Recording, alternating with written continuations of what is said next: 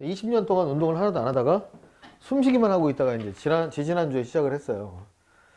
그래서 트레이너가 이제 이걸 시킬 거 아니야? 시키는데 보통 40개씩 세트로 한다고 이걸 40개. 근데 나는 몇 개 때부터 힘드냐 하면 3개째부터 힘들어. 그만하고 싶다. 막 이 생각이 들어요. 그러면서 누구를 떠올랐냐면 거짓말 아니고 여러분들을 떠올렸어. 이게 공부가 적성이 안 맞는 애들은 진짜 한 페이지만 풀어도 되게 힘들겠구나 라는 생각이 들었어요.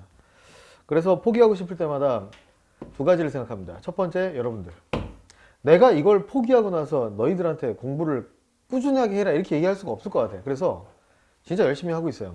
어제는 이렇게 누워가지고 발로 드는 기구를 하고 있는데 그게 40kg짜리거든. 그 정도면 별로 안 힘들지, 두 발이니까. 하고 있는데 갑자기 트레이너가, 그 사람이 국가대표 출신인데 100kg이야. 그 위에 이렇게 올라타더라고. 뿅! 올라가더니 올려보세요 회원님 이러는 거야. 그래서 그래서 한 5개를 올렸는데 못하겠어요 이러면, 못하겠어요 그러면 트레이너는 항상 하는 얘기가 있어. 한 개만 더. 그래서 한 개만 더 하고 나면 2개만 더 이렇게 얘기하는 거야. 때리고 싶어 되게. 2개만 더 하면 2개를 더 할 수 있겠더라고.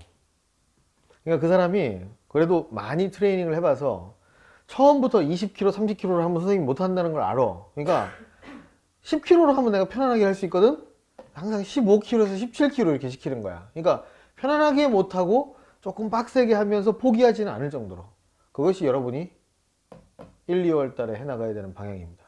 그러니까 공부를 하고 있는데 하나도 안 힘들어. 그러면 공부가 제대로 안 되고 있는 거야. 자기 능력보다 더 밑에를 하고 있는 거야. 그러니까 조금 힘든데 그래도 지속할 수 있을 것 같아 정도로 1, 2월 달에 하고요. 두 번째는 내가 뭘 생각하면서 트레이닝을 하냐면 6월 달을 생각하면서 트레이닝 합니다. 할 수 있어. 20대 리즈 시절의 몸매로 돌아가 보자. 지금 그때에 비해서 거의 15kg 이상이 쪄 있는 상태이기 때문에 이번에는 여러분들에게도 보여줄 생각이고 여러분도 나에게 뭔가를 보여줬으면 좋겠다 이런 얘기입니다. 그렇다고 뭐 보기 싫은 사람한테 자 봐라 이렇게 하진 않아요. 같이 한번 열심히 해봅시다. 자, 오늘 해야 될 얘기는 비문학인데요. 비문학에서 특히 이과 학생들이 싫어하는 철학이에요. 철학. 여러분들 그 철학이라는 것을 영어로 뭐라고 하는지 뭐 당연히 알겠죠. 혁태 뭐라고 하지 영어로? 고민하나요 지금? 오늘 내가 점심때 카레 색깔 카레 먹어가지고 너 보니까 카레 같아 보이는데 자네 영어로 뭐라고 하죠? 헐 같이 뭐라고 하죠?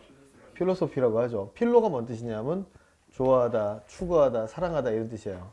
소피가 라틴어로 지혜라는 뜻입니다. 그러니까 필로소피는 지혜를 사랑하는 사람 이런 뜻이 되는 거야. 철학의 철자는 뭘까요? 한자로 밝을 철자입니다. 지혜를 의미하는 거지. 그러면 지혜를 추구하는 그 학문이라는 것의 범위는 이렇게 3개 정도가 되는 거야. 인식론, 형이상학, 윤리학 이런 게 있는데 오늘은 수능에 제일 많이 나오는 인식론에 대해서 한번 같이 공부를 해볼 거예요. 인식론은 이제 이런 겁니다. 여러분이 핸드폰을 어두운 데서 깜깜한 데서 사용해 본 적이 있나요? 뭐 이불 속이든지 불을 끄고라든지. 왜? 몰래 엄마 때문에 뭐 그런 경우도 있고요. 아니면은 누웠는데 심심한데 잠이 안 오는데 불 켜기는 귀찮으니까 그냥 보는 경우도 있습니다.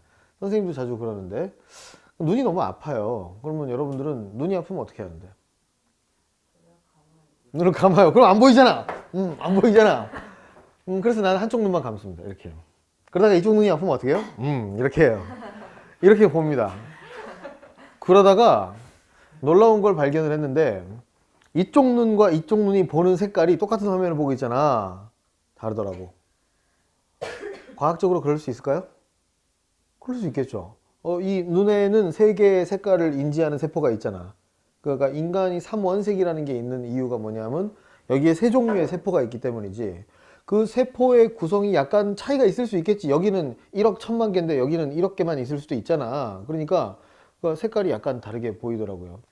그러면서 무슨 생각을 했냐면 이 태어날 때부터 혹시 장애를, 지금은 안 드러나지. 그게 깜깜한 데서 보면 드러나는 거야. 이 친구 색깔은 잘 안 드러나. 태어날 때부터 이쪽은 빨간색으로 보이고 똑같은 색깔이, 이쪽은 그 색깔이 노란색으로 보이는 사람도 물리적으로 존재할 수 있을 것 같아요. 왜냐하면 시신경이 크로스로 잘못 들어가면. 자, 그러면 한 사람의 경우를 생각하지 말고 이 친구랑 선생님이랑 생각해 봅시다. 나는 태어날 때부터 이 색깔이 빨간색으로 보이는 사람이야. 이 색깔로 보인다고. 그리고 이름을 빨간색이라고 배웠어요. 근데 이 친구는 태어날 때부터 이 색깔이 있잖아. 뒤에 있는 친구 T 색깔로 보이는 거야. 그러면서 이 색깔을 무슨 색깔이라고 배웠어? 아니지. 빨간색이라고 배운 거야. 그러면 얘가 보는 색깔과 내가 보는 색깔은 태어날 때부터 완전 다른 색깔이잖아. 근데 의사소통에 문제가 생길까 안 생길까? 안 생긴다는 걸 이해하겠어? 그러니까 어릴 때부터 그냥 그렇게 살아왔으니까. 그러면 색깔만 그렇겠냐고. 색깔이 아니고 예를 들어 촉감도 그럴 수 있잖아. 나는 이게 되게 매끌매끌하게 느껴지면서 매끌하다고 느끼는데 얘는 이게 폭신폭신하게 느껴질 수 있어. 태어날 때부터 감각이 이상해가지고. 그런데 그걸 매끌하다고 배웠으니까 사실 얘랑 나랑은 전혀 다른 세상을 살아가는데 같은 언어로 대화를 하고 있을 수 있단 말인 거지. 그게 인식론이라는 걸 알겠어요? 세상에 70억 명의 사람들이 있어. 극단적으로 얘기하면 70억 명이 전부 다 다른 세계의 모습을 보고 있을 수 있어. 얘가 볼 때는 이 세계가 외계인 사는 세계처럼 막 젤리가, 초록색 젤리가 가득하고 사람들이 이상하게 막 이렇게 생긴 세상일 수도 있어. 그런데 나랑 의사소통의 문제는 전혀 안 생기는 거죠.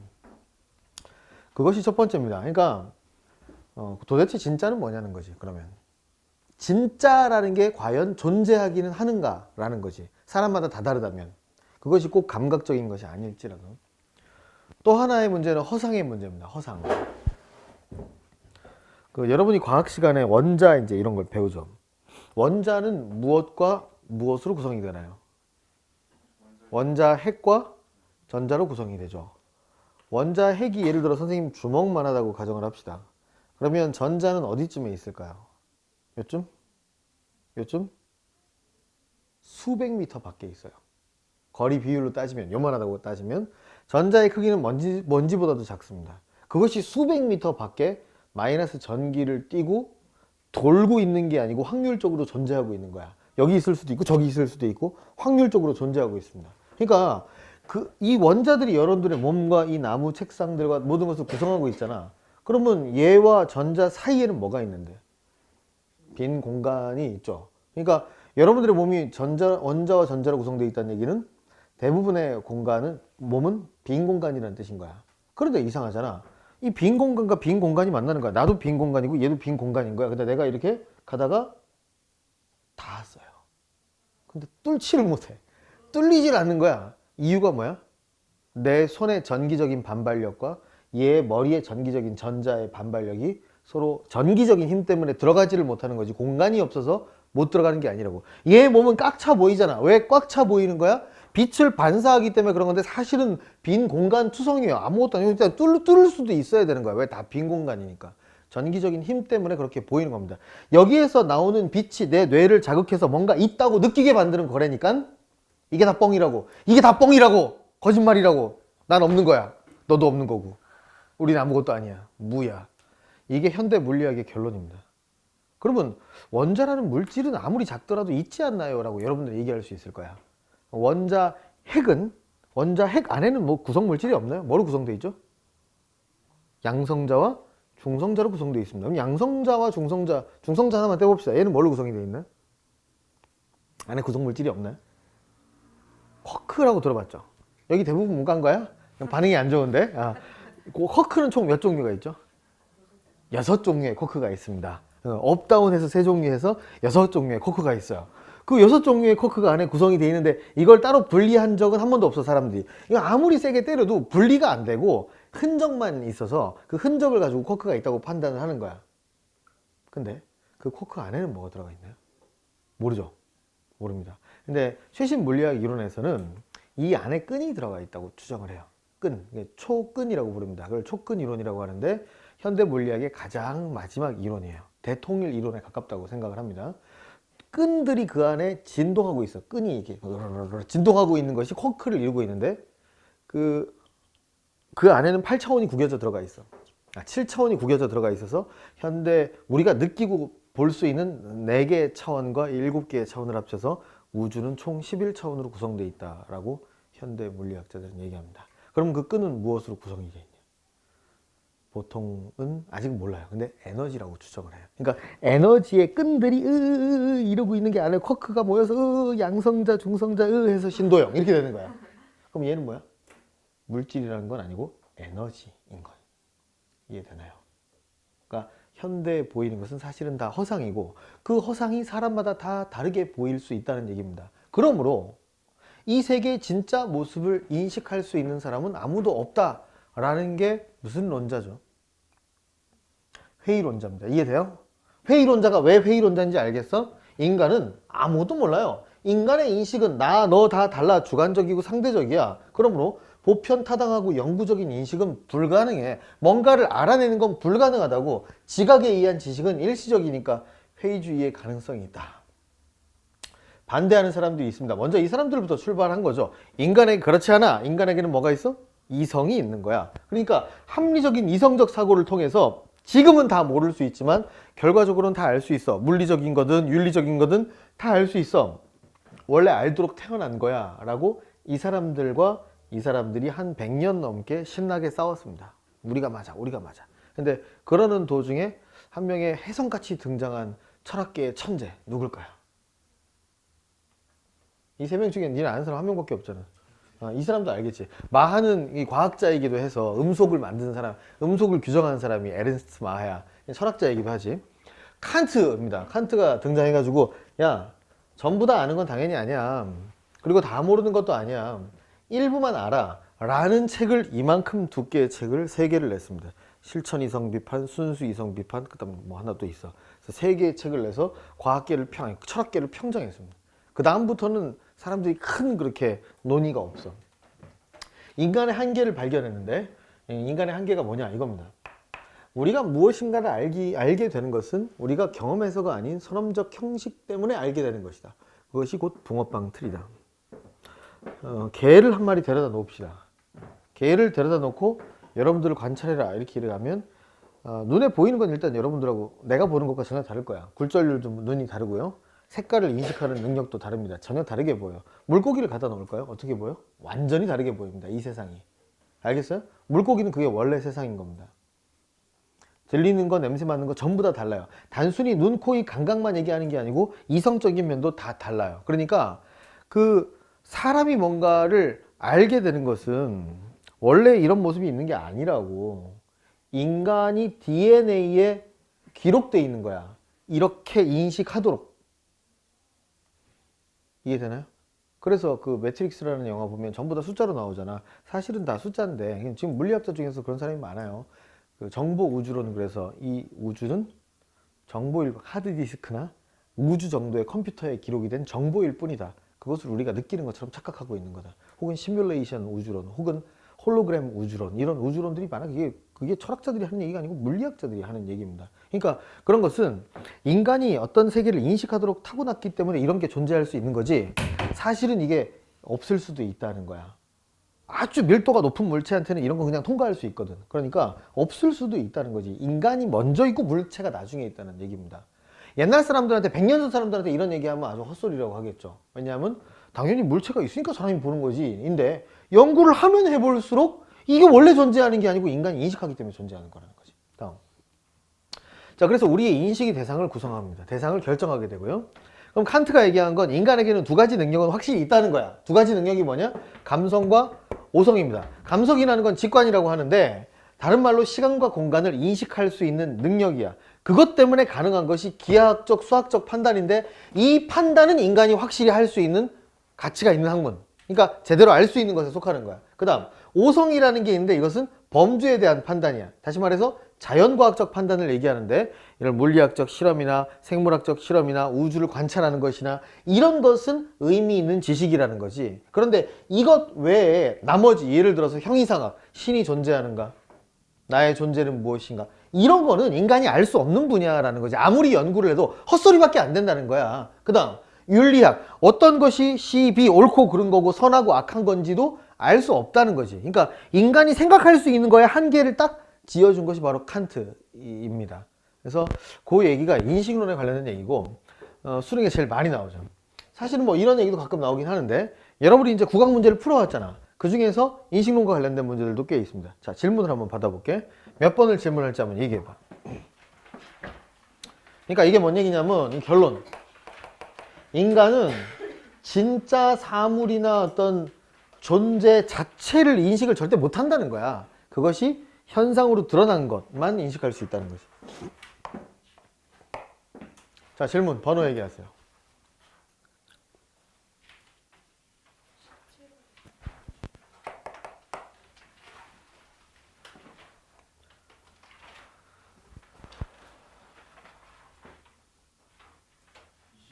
25번. 28번.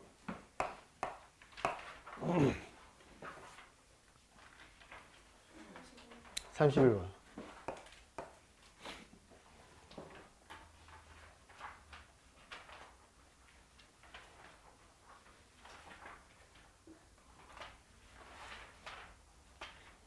첫 시간부터 졸리면 안 되는데. 숙제를 선생님이 미리 줄 걸 그랬네. 자, 같이 해보겠습니다. 일단 첫 페이지를 펴세요. 9강의 첫 페이지를 보면 대응설, 정합설, 실용설이 있잖아. 이 세 개가 되게 많이 나오는 테마이기 때문에 첫 번째 지문에도 선생님이 넣어놨고요. 두 번째 지문에도 대응설, 정합설, 실용설이 나와요. 세 번째도 나옵니다. 그래서 요거는 그 설의 이름을 외워 놓으세요. 그 다음 17번으로 넘어갈게요.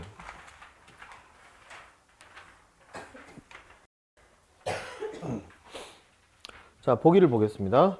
장 폴 샤르트르는 지식인의 종류를 기능적 지식인과 비판적 지식인으로 구분하고 비판적 지식인의 필요성을 주장하였다. 그럼 어느 게 긍정이고 어느 게 부정이야? 비판적 지식인의 동그라미, 기능적 지식인의 세모. 기능적 지식인은 자신에게 주어진 기능에만 충실한 지식인으로서 기존의 지식체계에 순응하며 순응의 세모. 그 속에서 주어진 이해관계에 안주한다. 안주의 세모. 반면 비판적 지식인은 지식인의 특성과 역할 그리고 자신의 위치에 대해서 동그라미 반성. 이해관계의 망을 넘어서고자 한다. 넘어서고자 동그라미. 자, 그러면 긍정 부정이 확실히 나눠졌죠. 자, 왼쪽 페이지로 가서 그걸 자유롭게 떠다니는 지식인을 한번 찾아봅시다. 어디 있더라? 두 번째 단락이었던 것 같은데. 첫 번째 단락인가요? 첫 번째 단락 보겠습니다. 첫 번째 단락의 중간부터 읽을게요. 만하임은부터 읽을게요. 만하임은 이러한 문제에 봉착하여 이해관계로부터 상대적으로 자유로운 집단, 즉 밑줄, 자유롭게 떠다니는 지식인들이 그나마 객관적인 사태 파악에 가까이 갈 수 있다고 했다. 긍정이야, 부정이야? 얘네가 사태 파악을 할 수 있다고 얘기한 거잖아. 그러니까 긍정이 되는 겁니다. 그러면 17번의 정답은 1번이죠. 기능적인 지식인은 세모였잖아. 만하인이 언급한 자유롭게 떠다니는 지식인의 모습과 유사하다. No! 그게 아니고 비판적 지식인이 유사하다. 이렇게 가야 됩니다. 긍정, 부정 문제예요. 다음 25번, 28번 가겠습니다. 그 전에 21번 먼저 갈게요. 21번. 자, 21번의 정답은 2번이거든. 매력적 오답은 4번입니다. 애들이 뭐 때문에 틀릴까요? 기억 때문에 틀립니다. 자, 기억엔 이렇게 적혀 있어요. 서로 다른 두 견해라는 말이 밑줄을 칩니다. 너희들 견해가 서로 다르려면 사람이 몇 명 이상이라 해야 돼? 2명 이상이라 해야 돼. 한 명한테 견해가 2개 나오는 경우는 절대 없어. 그러니까 사람이 2명 이상이라 해야 돼. 근데 왼쪽에 있는 본문은 말이야. 한 명이 그 인식하는 방법에 대해서 A, 감성적 인식과 B, 이성적 인식 2개로 나눠서 설명하고 있을 뿐이야. 사람이 2명 이상 안 나온다고. 그러니까 기억은 절대 안 되는 거야. 답이 2번입니다. 넘어가시고요. 자, 24번에서 26번 가겠습니다. 자, 첫 번째 단락을 보면 장자 얘기가 나오는데요. 장자가 꿈을 꿨는데 꿈속에서 나비가 됐대. 뭐 여러분도 생생한 꿈을 꿔본 적이 있는지 모르겠는데 그 꿈을 깼는데도 그 나비 꿈이 너무 생생해서 내가 진짜로 나비인데 사람이 된 꿈을 지금 꾸고 있는 건지 아니면 아까 꿈 꿨던 게 그게 꿈인 건지 이게 꿈인 건지가 헷갈린다. 뭐 이런 얘기를 한 겁니다. 마지막 읽어볼게요. 첫 단락의 마지막 줄. 이는 나비 또는 장자의 관점에 고착되어 생각하는 작은 관점에서 벗어나 큰 관점을 획득함으로써 현실과 자신에 대한 인식을 밑줄 새로운 차원으로 확장해 나가는 것이다. 그 결론이 위에서 5줄 거기서 5줄 올라갔어요. 장자가 내린 결론이 뭐야? 나비 꿈을 회고하면서부터 밑줄 칩니다. 꿈과 현실의 경계, 그리고 자신이 누구인지를 단정하여 말하기는 쉽지 않다. 이렇게 얘기한 것이 장자의 결론이에요. 두 번째 단락 갑니다. 장자가 큰 관점을 획득하는 과정에는 작은 관점들에 대한 회의가 동반된다. 회의에 밑줄 치고 의심이라고 바꿔 써주세요. 회의는 의심이라는 뜻입니다. 그러니까 내가 진짜 난가? 아니 나비가 진짜 난가? 이런 의심을 해야 되는 거예요. 장자는 호전몽을 통해 삶이 꿈과 얼마나 다른지에 대해 반문함으로써 작은 관점들, 이게 바로 사람에게 고정된 관점 혹은 나비에 고정된 관점이지. 자, 회의한다. 이러한 회의 때문에 장자의 큰 관점이 결국 네모칩니다. 인식론적 회의주의가 뭐야? 여기 이거 아니야? 이게 인식론에서 회의론자잖아. 얘는 뭐 하는 거야? 세상 모든 것은, 알 수 있는 것은 아무것도 없어, 이런 얘기예요. 그럼 장자는 내가 나비냐? 내가 나냐? 아우 아무것도 모르겠어. 그러니까 인식론적 회의주는 한마디로 뭐야? 아무것도 모르, 이렇게 쓰면 되는 거야. 아무것도 모르는 것으로 귀결되는 것이 아니냐는 의문을 불러오기 쉽다. 이건 안 좋은 거거든. 아무것도 모르는 거는. 좀 더 읽어볼까요? 인식론적 회의주의에서는 확실성을 가진 지식이란 성립할 수 없다고 주장한다. 하지만 그러한 회의주의는 자신의 밑줄 회의주의적 주장마저 회의해야 한다는 점에서 자기 모순에 직면한다. 무슨 말인지 알겠어요? 세상 모든 건 의심해야 돼 라고 얘기하는 순간 그 모든 거 안에는 모두 포함돼. 내가 지금 하고 있는 주장도 포함되니까 이게 말이 안 되게 논리적 모순이 되는 거잖아. 그러니까 그런 모순이 생기는데, 그렇지만 장자는 논리적으로 자기 모순을 범할 만큼의 극단적인 의심에 이르지 않고 작은 관점에 대한 의심을 통해 얻게 되는 큰 관점을 지지한다. 다음 단락 세 번째 줄을 보겠습니다. 다만 상상이 올바른 인식이 되기 위해서는 밑줄 장자가 왜 극단적인 회의주의까지 안 가냐? 밑줄 신체에 기초한 재귀적 자각 능력이 전제되어야만 한다. 별표 3개. 그러니까 기준이 있어야지 완전히 아무것도 몰라로 가지 않는다는 얘기인 거야. 그 기준이 뭐야? 손, 발, 얼굴 등과 같이 나 자신을 감각적으로 느낄 수 있는 것. 그러니까 사실은 내 몸에 있는 감각 때문에 완전한 회의주의로 빠지지 않고 내가 진짜다 라는 것을 알게 된다는 그런 얘기인 거야. 25번 문제로 가겠습니다. 해자가 얘기합니다. 근데 그 전에 요걸 좀 보세요. 보통 원래의 철학자들이 기존의 철학자들이 있었어. 근데 장자가 나왔어. 장자가 뭘 해봐야 된다 그랬냐면 사물에 대해서 다 의심해봐야 된다 이렇게 얘기를 한 거야. 내가 아닐 수도 있다고. 그런데 이게 너무 심해지면 뭐가 되는 거야? 모든 걸 다 의심해버리면 인식론적 회의주의가 돼버리잖아. 근데 장자는 여기까지는 안 갔다는 얘기 아니야. 그러면 지금 해자를 봐봐. 해자가 어떤 포지션인지 A, B, C 중에 어떤 포지션인지 봐봐. 해자가 장자에게 말했다. 우리 집에 큰 나무가 있는데 가죽나무로 부르는데 그 가죽나무가 울퉁불퉁해가지고 별로 쓸모가 없어. 그러니까 사람들이 외면하는 거야 라고 얘기했어. 이게 뭔 얘기야? 너는 쓸모없는 이론을 얘기하고 있어 라고 얘기하는 거 아니야. 왜냐하면 그게 의심해봤자 그게 무슨 소용이 있어. 쓸모가 없잖아. 이렇게 얘기를 하니까 장자가 뭐라 그래? 이 장자가 말하였다. 지금 자네는 큰 나무가 있어도 쓸모가 없다고 걱정하는데 어째서 인위가 필요 없는 이상세계나 책 봐, 보기를 봐. 드넓은 들판에 나무를 심어 그 곁을 밑줄 할 일 없이 거닐기도 하고 편안하게 누워 놀려고 하지 않는가? 이거랑 뭘 연결해? 저 위로 올라가서 쓸모하고 연결하라고. 네가 생각하는 쓸모라는 거는 너무 고정된 관념이야. 의심해봐. 쓸모가 다른 쓸모도 있을 수 있잖아. 노는 것도 쓸모잖아. 그 나무는 쓸모가 없어 도끼질을 당하지도 않고 아무도 해치지 않으니까 쓸모가 없으니까 근심 걱정이 있겠는가. 쓸모에 대한 새로운 의심, 새로운 인식으로 가고 있잖아. 방금 위에 얘기한 해자는 이쪽이란 말이야. 그리고 장자는 이쪽이란 말이야. 그러니까 둘이 대화를 하고 있는 거야. 근데 2번에서는 뭐라 그래? 해자는 인식론적 회의주의에 입각하여 장자를 이쪽에서 이쪽을 비판한다고? No! 이쪽에서 이쪽을 비판하는 거지. 됐죠? 2번이 답입니다. 넘어가세요.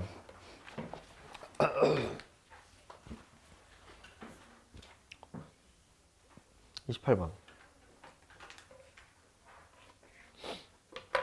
명상을 해본 적이 있나요? 자, 자기 종교가 혹은 집안의 종교가 기독교에 가깝다. 손 들어보세요. 기독교에 가깝다. 2명, 3명. 불교에 가깝다. 손 들어보세요. 하나, 둘, 손 든 거냐? 천주교다. 손 들어보세요. 원불교다. 이슬람, 무교. 손 안 든 사람 손 들어봐. 너 손 안 들었지? 넌 뭐야? 기독교. 기독교 4명. 나는 어릴 때부터 교회를 다녔습니다. 기독교. 지금은 이제 교회를 오늘 일요일이잖아. 아침부터 이제 안 가죠. 믿음이 없어진 지도 좀 됐습니다. 우리 아버님 목사님인데 어떡하냐. 아버님이 슬프시겠네. 아버님이 어릴 때부터 목사님이었던 건 아니고 내가 어릴 때부터 45세 새로 신학교를 가셔서 목사님이 되셨어요. 그런데 나는 여러 종교에 관심이 많아. 그래서 절에 가서 명상을 해본 적이 한 번 있어. 스님이 가르쳐 줬어. 어떻게 앉는 거냐면 다리를 어떻게 앉는지 알지? 그냥 이렇게 앉으면 안 되고 발바닥 이렇게 앉아야 되는 거야. 알아요? 가부좌를 튼다고 이게. 그 다음에 손을 이런 모양으로 해서 단전에다 놓고 편안하게 앉은 다음에 눈은 반쯤 감은 상태에서 코끝을 내려다 봐야 됩니다. 그 다음에 호흡법이 있어요. 호흡을 천천히 이제 하면서 최종 목적은 머릿속을 뭐 하는 거예요? 아무것도 없는 상태로 만드는 것이 사실 거의 불가능합니다. 힘들어요. 그래서 스님이 이렇게 가르쳐 주더라고요. 처음에는 한 가지 생각만에 집중하래. 밖에 새소리가 들리면 새소리 이러다가 이 새소리가 머릿속에 가득 차면 마지막에 뭐만 하는데 새소리만 날려버리면 소리가 되는 거예요. 근데 그 상태로 한 10분, 20분 이게 지속하기가 힘들어. 왜냐면 옆에 사람들 돌아다니는 소리도 들리고 다리가 저리기도 하잖아. 다리 저리. 여기 들어오면 다리 저리 훅 들어온단 말이야. 안 된다고 그렇게 되면. 근데 이제 이렇게 해야 되는데 한 10분 이상 가면 나는 이게 좀 잘하는 편이라서 잘 됐는데 10분 이상 가면 막 이제 이상한 게 보이기도 하고 막 헛것이 보이기도 하고 좀 그래. 여기 이제 뭐 왔다 갔다 하는 것 같기도 하고 환상이 보이기도 하고 이제 그런 사람도 있어. 내가 한 20분 이렇게 해봤는데 사실은 머릿속을 1분 이상 완전히 비우는 게 거의 불가능하더라고. 힘듭니다. 지금 후설이 그런 얘기를 하고 있는 거예요. 인간의 의식에 대한 얘기를 하고 있는 겁니다. 후설이 한 얘기가 뭐야? 인간의 의식이 그 자체로 독립적으로 존재하는 것이 원래 아니랍니다. 어떤 대상에 대해서 존재하는 게 의식이라는 거지. 이 책을 볼 때의 나의 느낌과 밖에 있는 돌아다니는 애들을 볼 때의 느낌, 그 의식은 완전히 다른 의식인 것이. 그래서 후설이 이렇게 얘기해요. 네 의식은 독립적으로 존재하는 X가 아니기 때문에 어떤 대상이 딱 눈에 보였을 때 이 의식을 판단하기 위해서 일단 괄호로 묶으래. 그리고 뭘 외치래? 판단? 찾아. 판단 중지를 외치라는 거야. 이걸 묶어가지고 한꺼번에 총체적으로 판단을 해야 제대로 된 판단이 가능한 거지. 따로 떼는 것 자체가 불가능하다. 이렇게 얘기했어. 이것과 관련해서 오른쪽에 그림이 일단 나왔습니다. 오른쪽에 그림은 피카소의 그림인데요. 특징이 사람의 얼굴을 어떻게 했다는 거야. 왼쪽에서 본 모습과 정면에서 본 모습과 뭐 위에서 본 모습 이거 다 합쳐가지고 그렸다는 거야. 이거랑 똑같지 않냐? 왼쪽에서 본 모습, 오른쪽에 본 모습을 일단 묶어서 머릿속에 떠오른 대로 훅 하면 대상을 총체적으로 파악할 수 있다라는 게 이 그림의 내용인 것이야. 자, 그러면 일단 좀 읽어볼게요. 피카소의 작품은 마치 현상학 이론을 그림으로 표현한 듯하다. 그는 다양한 각도에서 바라본 인물의 모습을 하나의 평면 속에 표현하고 있다. 그래서 이걸 입체주의, 다시 말해 큐비즘 이렇게 부르잖아요. 피카소의 그림을. 자, 코는 옆을 향하고 눈은 정면을 향한 그의 작품 속 인물들은 상식적으로 이해되지 않는 기괴한 모습이지만 현상학적 측면으로 볼 때 인물의 모습을 가장 사실적으로 그린 그림이다. 정답은 4번입니다. 4번 볼게요. 3번, 4번, 4번이 답인데 3번 먼저 볼게요. 피카소의 의식과 끊어. 그림 그리기 전에 그림 속 대상이었던 인물은 끊어. 이게 모델 얘기하는 거야. 모델. 말을. 노에시스 노에마의 관계. 그럼 정의를 찾아봅시다. 노에시스 올라가 보세요. 다단락입니다. 노에시스가 뭐예요? 그 바로 위에 줄부터 읽어야 돼요. 의식과 대상은 이란 말이지. 그 앞에 지향성이라는 단어 있지. 동그라미 쳐. 지향성이다. 의식과 대상은 지향성으로 한데 묶여 경험이라는 사건을 이룬다. 의식에다 주체라고 쓰세요. 대상에다가 객체라고 쓰세요. 후설은 지향성의 한쪽에 있는 의식을 노에시스라 부르고, 그러니까 노에시스에다가 주체하고 의식하고 연결해. 다른 쪽에 있는 대상을 노에마라 부르는데 이걸 객체, 대상하고 연결하란 말이야. 이 주체가 대상을 바라보는 것을 지향성이라고 부른 거야. 그럼 3번을 봐. 피카소의 의식이라는 게 피카소가 어떤 모델을 관찰했을 거 아니야. 그럼 피카소하고 모델은 노에시스 노에마지. 주체와 객체. 그래서 그 그림을 그린 거 아니야. 3번은 맞는 얘기입니다. 4번을 가보면 그림 속 인물이 정면이나 옆을 향하고 있는 것은 끊어. 세상에 대한 인물의 다양한 지향성을 나타내는 거다. 끊어. 지향성이라면 주체와 객체가 나와야 되잖아. 그럼 그림 속 인물이 주체라고? 그러면 객체는 어디 있는데? 안 나오잖아. 뭘 보고 있는지가 안 나오잖아. 게다가 그림 속 인물이 뭘 보는 게 중요한 게 아니고 피카소가 그림의 대상이 된 모델을 본 게 중요한 거지. 그림 속 인물은 실제로 관찰하고 있는 게 아니잖아, 어떤 대상을. 그러므로 4번은 완전히 헛소리가 되는 거야. 그럼 이 4번을 풀기 위해서는 지향성이라는 단어에 별표 3개 써야 되는 거야. 지향성의 정의를 본문에서 찾으려고 했는데 찾아보니까 주체와 대상의 관계란 얘기지. 그 대상이 없으면 4번이 답이 되는 겁니다. 질문자 이해됐어요? 넘어갑니다. 31번이요. 31번에 보기 보세요. 실제론자 밑줄, 관념론자 밑줄. 실제론자가 누구예요? 실제론자. 어떤 대상은 실제로 존재한다 이렇게 얘기한 거죠. 어느 쪽에 가까운 거야? 합리론자에 가까운 겁니다. 그 다음에 관념론자는 누구에 가까워? 회의론자에 가까운 거예요. 실제론자와 관념론자가 서로 옳거니 그르거니 하며 싸우고 있었습니다. 그러다가 실제론자가 관념론자에게 한 가지 제의를 했다. 관념론자에게 머리를 벽에 부딪혀보라고 얘기했어. 관념론자가 머리에 벽을 꽝 하고 부딪힌 다음에 피가 나올 정도로 몹시 아팠다. 이 모습을 보고 야, 이 벽이 임마 관념이냐? 이게 이제 허상이라는 거야? 실제로 존재하잖아. 네가 박아봐서 알잖아. 그러니까 관념론자가 이렇게 대꾸했다. 피가 나온다는 감각은 있지. 아프다는 감각은 있어. 그런데 그 밖에 뭐가 있어? 사실은 아무것도 없는 거야. 이렇게 얘기를 한 거지. 그러니까 둘 다 말이 된다는 얘기가 핵심인 거야. 정답은 2번입니다. 나름대로 일리가 있다. 이런 얘기고.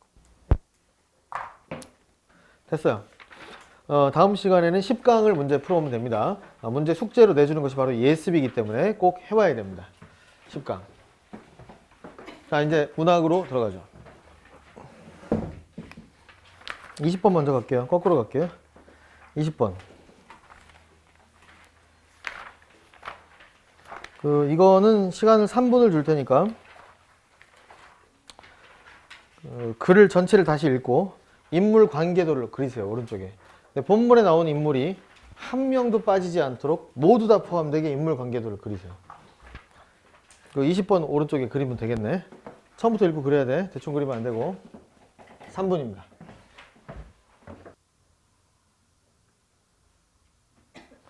오케이, 같이 하겠습니다.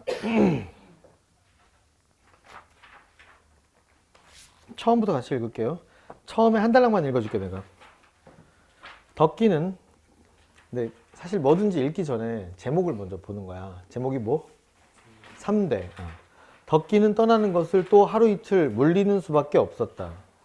부친이 약을 다려드린다든지 하면 걱정이 없겠지만 형편이 자기가 있어서 조부가 기동 일어나서 움직이는 것을 보고 갈 수밖에 없었다.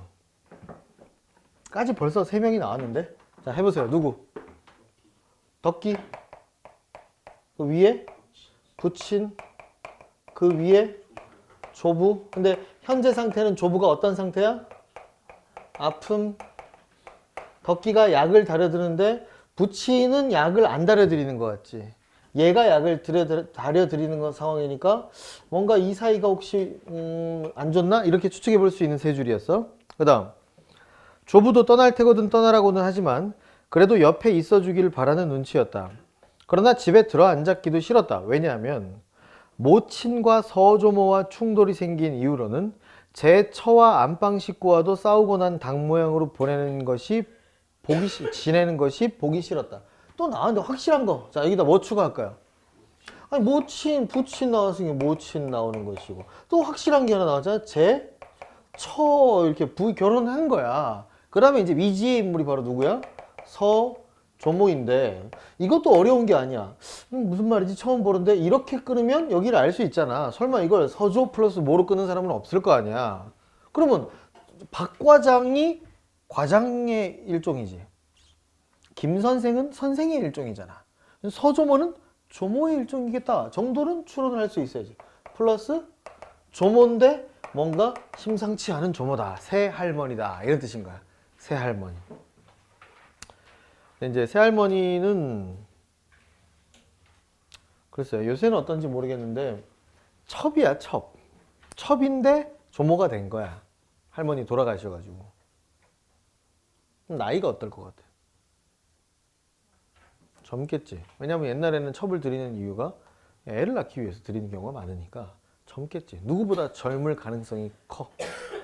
엄마보다, 모친보다 혹은 이제 여기보다는 조금 많긴 한데 여기보다 많이 어리단 말이야. 그러니까 이 모친하고 서조모하고 어떻게 했다? 충돌이 됐다. 왜 그런지는 알겠지? 아니, 이 여자가 나이도 어린데 어디를 차지하고 앉아 있을 것 같아, 집안에서. 집안에서 제일 서열이 위인 여자가 있는 곳이 안방이잖아요. 그러니까 이 서조모 이 꼴은 뭐가 되는 거야? 안방 식구 이렇게 되는 거야.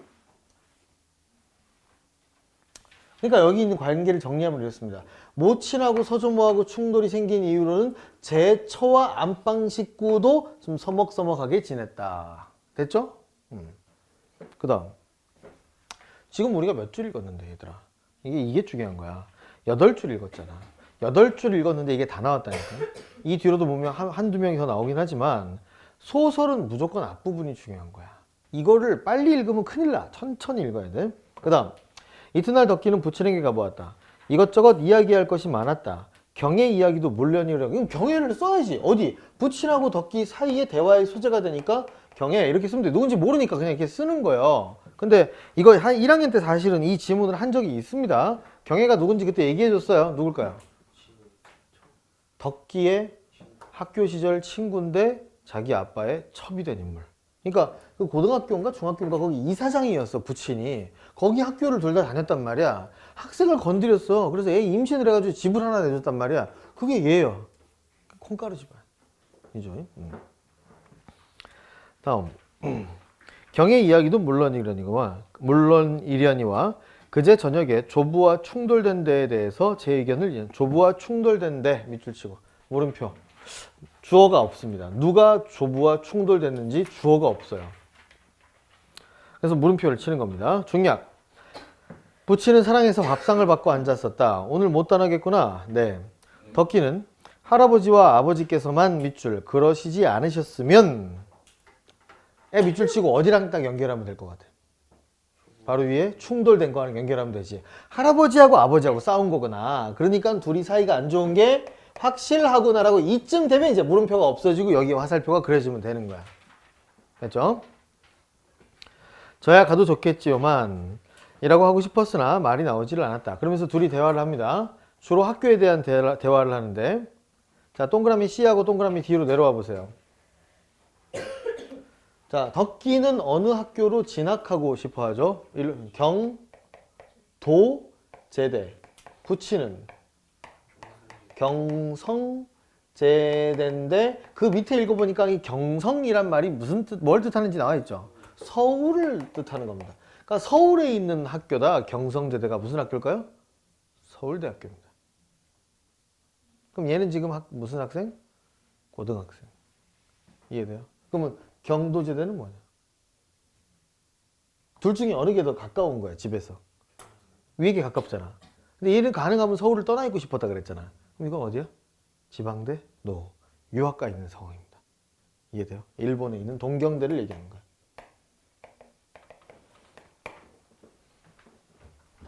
그러니까 부친이 자꾸 뭐라 그런지 아냐? D를 봐봐. 그럴 게 뭐 있냐? 경성제대로 오면 입학의 경쟁이 심한 것도 아니고 부럽네요. 서울대 아무나 갈 수 있습니다. 또 밑줄 집안 형편으로도 좋지 않으냐? 이게 뭔 얘기야? 돈이 적게 든다는 얘기죠. 일본에 유학 가는 게 아니니까. 글쎄 올시다. 그래도 좋겠지요. 덕기는 아무쪼록 서울을 떨어져 있고 싶었으나 경성으로 오게 되면 와도 그리 쉴 것도 없었다. 그렇게 해라. 그렇게 하는 게 무엇보다도 집안 형편에 좋고 부친은 말끝을 아물리지 않았다. 실상은 내게도 좋겠다라는 말을 하려다 만 것이다. 까지 끊어. 그 다음 문장에 별표 3개. 그 다음 문장 시작이 뭐예요? 상훈이의 생각으로 하면 좀 더 읽어봐. 부친이, 상훈이가 누구냐고 도대체. 부친이 이대로 나가다가는 어떠한 법률상 수단으로든지 자기는 쑥 빼어놓고 한 대 걸러서 밑줄 이 아들에게로 상속을 시킬지 모르겠고 끊고 또 게다가 수원집에 농락이 있으니까 아무래도 뒷일이 안심이 안 된다. 수원집 밑줄. 자 여기 보세요. 상훈이가 누굴까요? 부친이라는 걸 알겠어요? 그러니까 이 앞부분까지 별표 3개 한 바로 앞부분까지는 누구 입장에서 소설이 계속 전개가 되는 거야. 호칭 자체가 덕기 입장이잖아. 그러니까 아빠 할아버지 이렇게 얘기를 하잖아. 그런데 그 다음 별표 3개 한 부분부터 딱 끊어가지고 상훈이라는 인물이 등장했는데 상훈이 무슨 얘기를 하냐 하면 자기 부친이 어쩌고 저쩌고 그 다음에 이 아들이, 이가 왜 중요한 거야? 지금 여기 둘이 대화하고 있는 상황에서 이 아들이라고 얘기할 수 있는 사람이 한 명밖에 없잖아. 이게 얘란 말인 거지. 그러니까 그 문맥을 봐가지고, 아, 상훈이 곧 여기 있는 부친이고, 여기 말하는 부친이 곧 여기 있는 조부고, 여기 있는 아들이 곧 덕기이고라는 걸 눈치를 채야 되는 거지. 그러면서 뭐가 일어난 거야? 위에서 덕기 초점이고 여기선 상훈 초점이니까 초점의 이동이 일어난 거지. 둘 다 전지적 작가 시점이긴 한데 초점의 이동이 일어난 문단이 여기란 말이지. 매우 중요한. 그러니까 어떤 문제가 생기냐 하면 부친이라는 호칭이 두 번 나와. 여기도 나오고 여기도 나오는데 이건 상훈이고 이건 상훈의 아빠를 얘기하는 거니까 호칭이 다르다. 이렇게 되네. 그 다음 또 하나 인물, 수원집이라는 인물이 나옵니다. 수원집이 농락한대. 농간을 벌인대. 여러분 생각할 때는 지금 얘가 제일 걱정하는 게 뭐예요? 부친이 제일 걱정하는 게 뭐예요? 여기에서 이쪽으로 다이렉트로 재산을 상속해 주는 걸 두려워하고 있잖아. 그러면 뒷부분에 읽어보면 나오지만 왜 유학 가지 말고 이 서울대에 남아있으라고, 서울에 남아있으라고 얘기를 하는 거야? 자기의 손아귀에 놓고 컨트롤하기 위해서. 그런데 얘 재산 상속의 경쟁자가 아들만 있는 것은 아닙니다. 또 누구예요? 여기가 경쟁자. 딱 보면 이쪽으로도 상속권이 있잖아. 나이도 젊고. 얘가 젊은 나이에 왜 이 집에 첩으로 들어왔겠냐고. 그렇잖아. 골골하다가 죽을 것 같으니까 들어온 거 아니에요. 그래서 나중엔 얘가 약을 타먹이고 막 그런다고, 얘한테 죽으라고. 그리고 막 열쇠도 훔치고 막 이런다면 결국은 누구한테 상속권이 갈 것 같아? 결국은 덕기한테 가는 거야. 근데 그 중간에 일들이 많아. 어쨌든 얘가, 그러니까 이게 곧 누가 되는 거야? 수, 원, 집, 이런 추론 능력이 있어야 문제를 푼단 말이지. 이게 수원집이라고. 다음 페이지.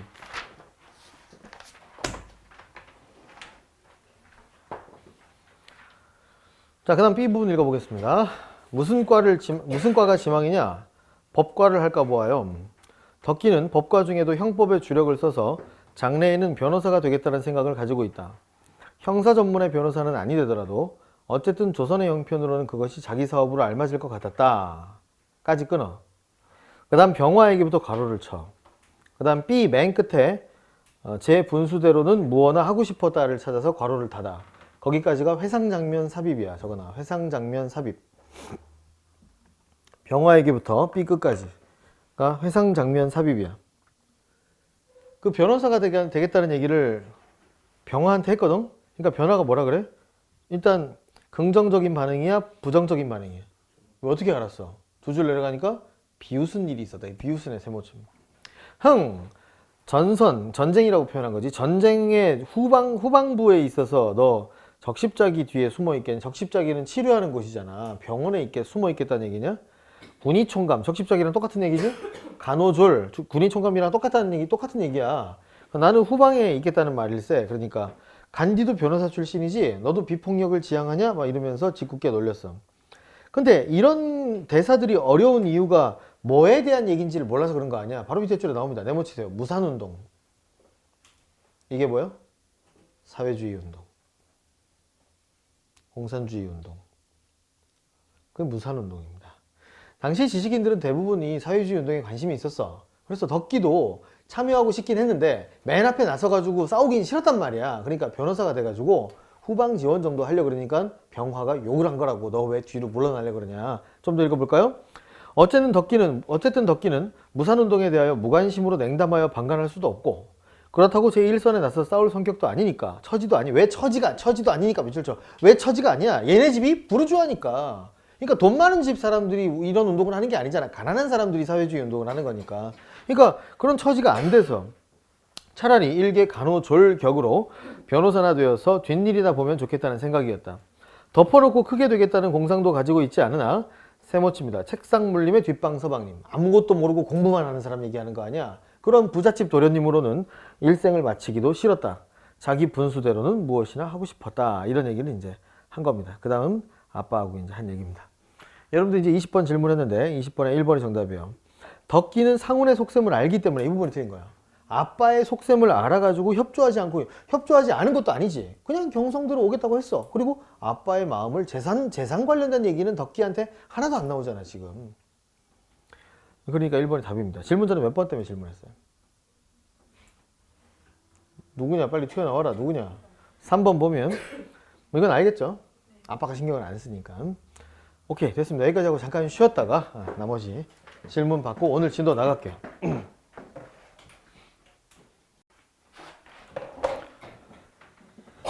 10강의 17번 문제 해설하겠습니다.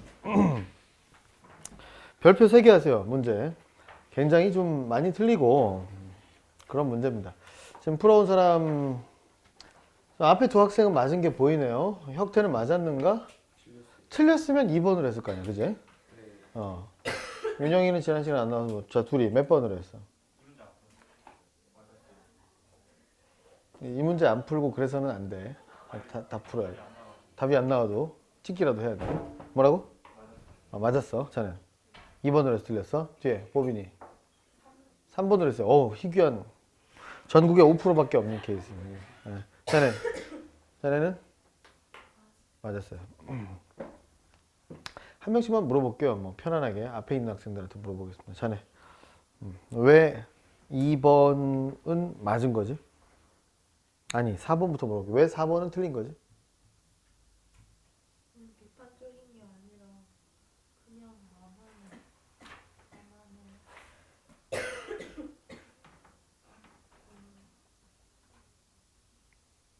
좋아서. 자, 동그라미 4번 선택지입니다. 17번이고요.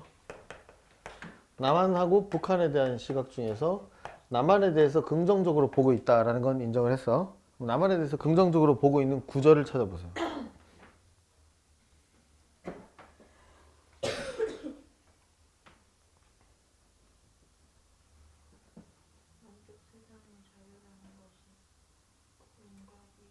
자, 이 친구 맨 마지막 줄 읽고 있습니다. 보세요.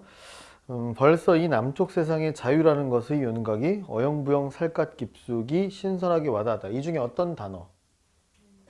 자유? 자유라는 건 매우 객관적인 단어인데, 그러니까 그게 좋다 싫다에 대한 판단이 아니잖아요. 그 단어를 들면 안 되지. 뭘 들어야 될까 얘들아? 신선하게. 그렇지? 신선하게가 좋다는 뜻인 거야. 자, 근데 거기만 있는 게 아닙니다. 혹시 앞부분에 더 찾을 수 있는 사람? 앞부분에 사건의 결정적인 계기가 되는 대사가 세 줄짜리가 나오죠. 뭐로 시작하죠?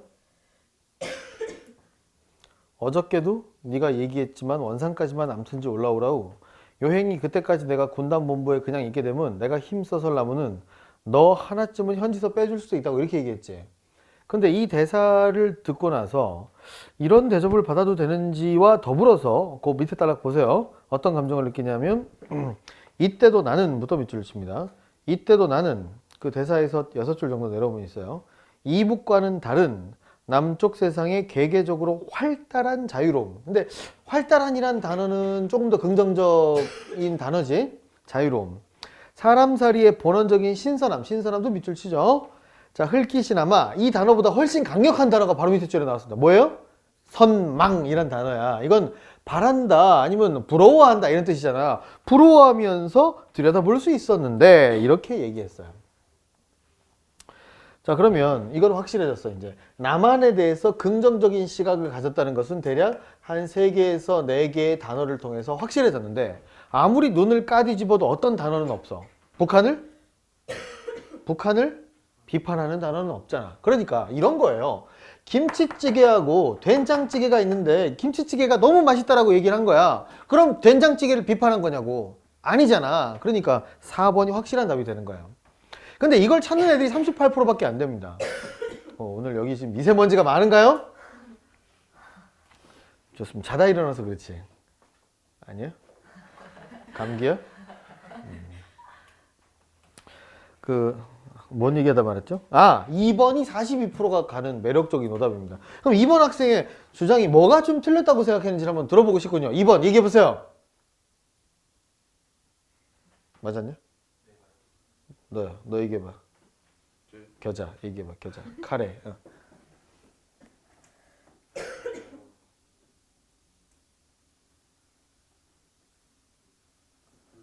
객관적이라는 게 결국에는 이 사람도 자기 생각대로 보는 거라고 생각을 해서 객관적이라는 게 틀렸다고 생각했어요.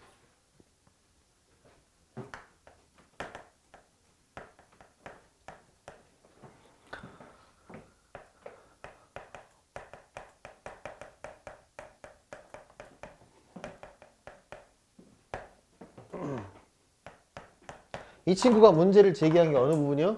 이 부분이지. 외부인의 시각이면 객관적이냐? 이 얘기를 한 거지. 결국 이거 주관적인 거 아니냐. 오케이. 다른 2번. 자네 2번인가? 자네 2번인가? 얘기해봐.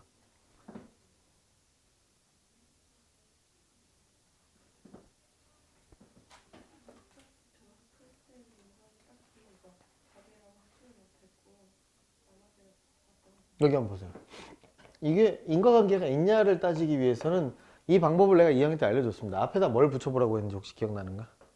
낫을 붙여보는 거야. 그러니까 수능 선택지를 판단할 때 이것만 딱 생각해서 판단하면 굉장히 오류에 쉽게 빠져. 이거는 사실 이지선다 문제입니다. 외부인의 시각으로 보면 객관적인지 외부인이 아닌, 다른 말로 해서 뭐예요? 내부인의 시각에서 보면 객관적인지를 따지는, 어느 게 더 객관적인지를 따지는 이지선다 문제인 거야. 생각해봐. 안에 있는 사람이 보는 게 더 객관적이야? 밖에 있는 사람이 보는 게 더 객관적이야? 보통은 밖에지. 왜냐면 안에는 자기 이해관계가 얽혀 있으니까 제대로 못 보잖아. 그거는 이해가 돼요? 그러니까 얘보다는 얘가 더 객관적이다. 그러므로 오케이. 이렇게 되는 거예요. 문제가 없습니다, 이거는. 그러면 요거 어떤 친구는 요 부분에 이제 의문을 제기해요.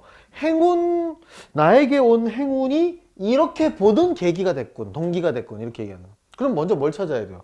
앞부분의 전반절은 내가 지난 시간에 본문에서 찾는 사실관계라고 얘기했잖아. 찾아봐. 어디가 행운이야? 어디가 행운이야? 이것도 좀 보는 시각이 여러 학생이 있어요. 어디가 행운이야? 아까 대사 거기 세 줄 있지? 그게 뭐야? 내가 너를 빼줄게. 이렇게 얘기했잖아. 그러면 이게 첫 번째 이렇게 얘기를 하고 나서 내가 이거에 대해서 남한 사회는 참 신선하네. 자, 이렇게 보잖아. 그러면 이게 빼준다는 게 행운 아니에요? 그러면 이 말을 하고 나서 바로 밑에 붙어 있는 게 이렇게 얘기하는 거 보니까 참 신선하다. 이렇게 보는 거구나. 연결이 되잖아. 문제가 없어. 근데 왜 이 부분을 문제 삼냐면 이렇게 되는 거야. 밑에 3번 단락이 또 있어요. 3번 단락은 그 다음에 이 대사 때문에 얘가 밥 같은 걸 더 얻어먹어. 실제로 이익을 본단 말이야. 그럼 요 뒤에는 어떤 신선하거나 이런 시각이 안 나오고 한 단락 건너서 여기는 아무것도 안 나오고 마지막 단락에 이런 전체의 어떤 헌병들이 얘기하고 불 빨리빨리 끄라고 뭐 미국 놈들 어쩌고 저쩌고 막 이렇게 얘기하는 부분에서 헌병들이 뭐 얘기하는 거에서 다시 신선한 시각을 본다. 자, 여기를 좀 봐봐. 그러니까 어떤 놈은 요게 행운이 아니고 요 이익을 보는 게 행운이라고 생각을 하는 거야. 근데 이익을 본 거 바로 뒤에는 한국에 대한 어떤 시선이 안 드러나거든. 그리고 헌병이 불을 빨리 끄라고 얘기하는 부분에 대한 신선한 시각이 드러난단 말이야. 그러니까 얘하고 얘가 바로 연결이 안 돼 있기 때문에 이건 동기가 아니다라고 생각할 수 있어요. 그러나 그 학생의 시야가 너무 좁은 거야. 왜냐하면 이 반덩이 얻어먹은 게 이익이면 빼준다고 얘기한 건 더 큰 행운이 될 수 있는 거지. 여기가 행운이 아니라고 판단할 근거가 없는 거야. 그러므로 여기를 보고 문제를 푸는 거다. 근데 여러분은 내가 지금 설명한 게 중요한 게 아니야. 집에서 어디까지 생각해 왔는지가 본인의 실력을 좌우할 겁니다. 그러니까 나는 굉장히 뭐 얇게 생각해서 맞았어. 그러면 오히려 깊이 생각해서 틀린 사람보다도 앞으로 진행 상황이 더 안 좋을 수 있는 거야. 그러니까 최대한 깊이 생각해서 여러 개를 선생님한테 질문해. 선생님이 당황하게 해야 돼. 그렇게도 생각할 수 있나? 그거는 이거다. 이렇게 설명할 수 있어야 돼. 근데 여러분의 질문이 다 내 머릿속에 예상이 되는 거여서는 거기서는 한계가 명확합니다. 3학기 올라가면 뻔해요. 2학년 때까지 본인 받았던 등급이 최고 등급이 2등급이면 이번 3월 모의고사에는 한 3등급 받을 겁니다. 떨어져요. 계속 떨어진다고. 자, 넘어갑니다. 다음 14번이요. 14번은 이 문제 자체 답은 5번이 당연해. 그 5번 왜 답인지 혹시 얘기할 수 있냐? 하나가 딱 틀렸어. 초헌이라는 놈이 고주가한테 화가 난 건 맞아. 오른쪽에 위에 미음 봐봐. 미음. 그 역시 까닭 모르게 노한 얼굴이 되어 잠깐 고죽을 노려보던. 노려봤대잖아. 말리려는 사람들을 거칠게 제쳐버리고 불을 질렀다. 한 문장 더 읽을까? 뒷날 고죽 자기의 스승이 사이비였다고까지 극언한 것으로 보아 그의 내면에 숨겨져 있던 석담 선생적인 기질이 고죽의 그 철저한 자기 부정 또는 지나친 자기 비하에 반발한 것이리라 했으니까 고죽이 마음에 안 들었던 건 확실하잖아. 근데 뭐가 틀렸어? 자신을 붙든 사람들, 이건 아닌 것이. 그건 뜬금없는 얘기지. 굉장히 주제에 안 맞는 얘기. 붙든 사람들에 대한 심리는 하나도 안 나와 있어. 근데 그게 중요한 게 아니고, 앞에 중략 부분 앞에 얘기했잖아. 그 얘기가 무슨 얘기를 하고 있는 건지가 핵심인 거야 지금. 자, 잠깐 읽어볼 시간 주겠습니다. 그 앞부분 줄거리를 선생님한테 얘기할 준비하세요. 중략 부분 앞부분 줄거리. 오케이, 같이 보겠습니다. 누구예요? 무슨 관계야?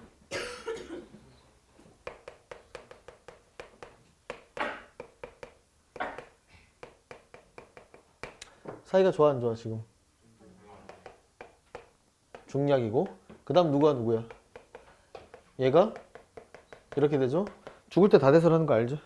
맨 마지막에 죽는 거야. 그 다음 대립관계가 초헌, 얘는 제자. 스승과 제자 사이는 본질이 이건가 봐. 사이가 별로 안 좋은가 봐. 그렇습니다. 뭐 때문에 싸워요? 위에 둘. 이것의 본질 때문에 싸우지. 서화는 뭐와 뭐 플러스 뭐야? 서 플러스 화. 뭐 플러스 뭐야? 글씨 플러스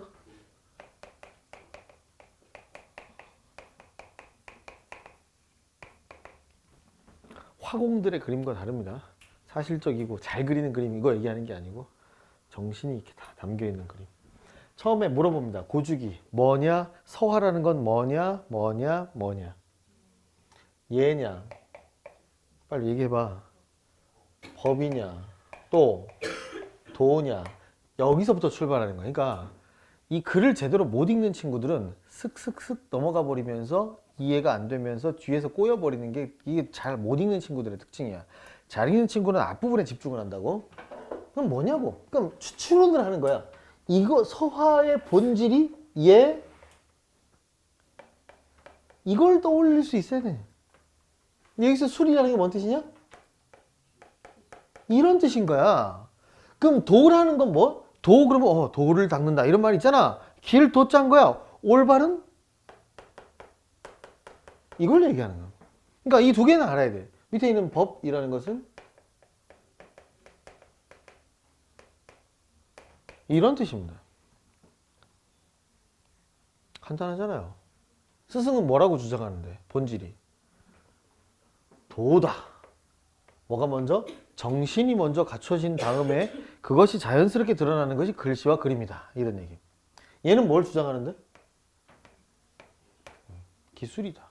기술을 열심히 갈고 닦다 보면 도가 만들어진다. 이렇게 주장을 하는 거야. 왜 그렇게 했어? 이 인간은 원래부터 뭘 잘하는 인간이야. 아주 뛰어난 천재적인 인간이야.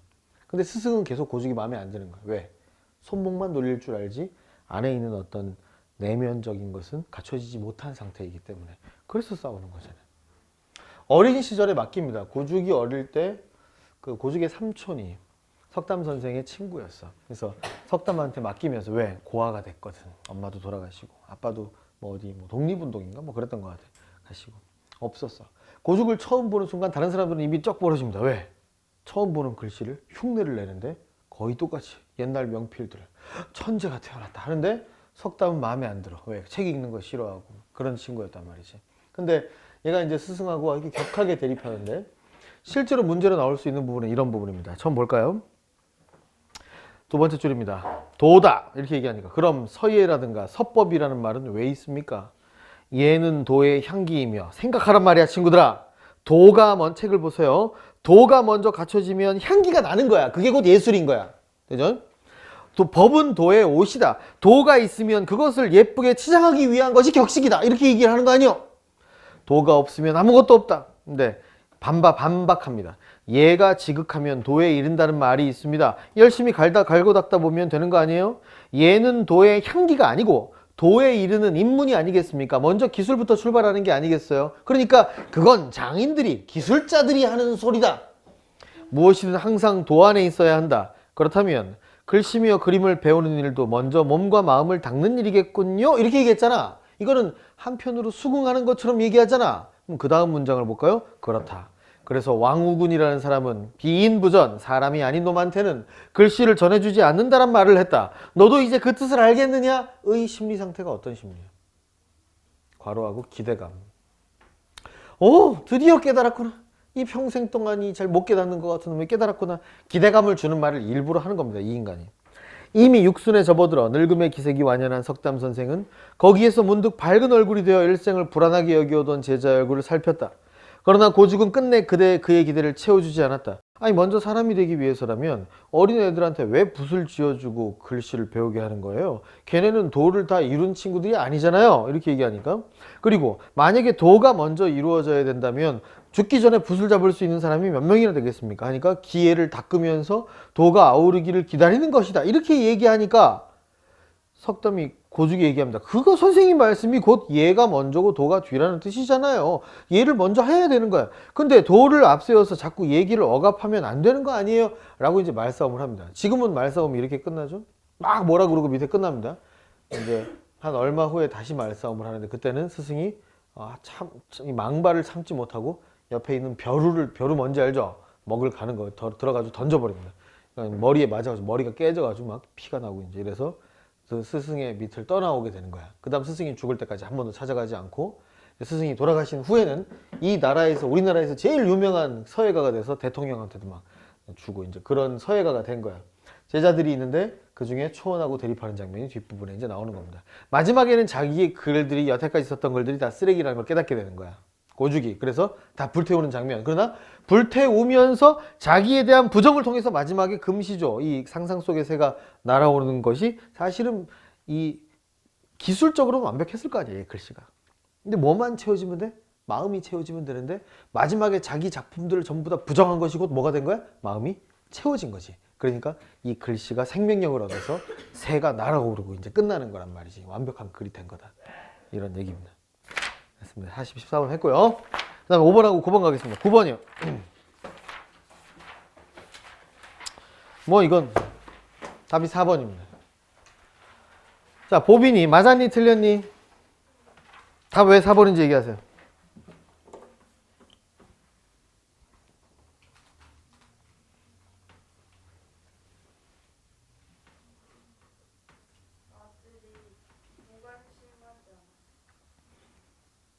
아들이 무관심하지 않았다고 얘기했습니다. 맞아요. 근거를 얘기하세요.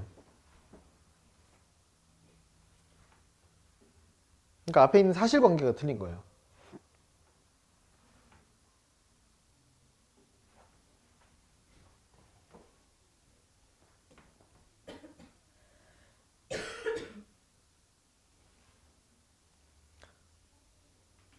원래래?